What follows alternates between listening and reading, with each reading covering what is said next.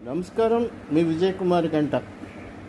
ఈ పొద్దు ఒక ఖచ్చితమైనటువంటి అంశం మేము ముందు పెట్టాల్సి ఉంది.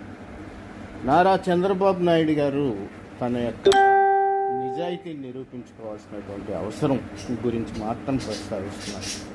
దీనివల్ల నేనేదో ఆయనకి వ్యతిరేకం అని అనుకోవద్దు. ఎవరి వ్యక్తిగత అభిప్రాయాలు, రాజకీయ అభిప్రాయాలు వాళ్ళకుంటే అది వేరే విషయం.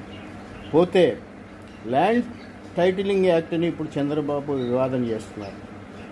ఈ యాక్ట్ ఇంకా అమలు కాలేదు. అమలు అయ్యే అవకాశాలు కూడా బహుశా ఉండకపోవచ్చు. ఎందుకంటే న్యాయస్థానం పరిధిలో ఉంది, న్యాయస్థానం నిర్ణయం బట్టి. కానీ ఈ యాక్ట్ని ఒకప్పుడు చంద్రబాబు గారి పార్లమెంట్ సభ్యులు మద్దతు పలకలేదా?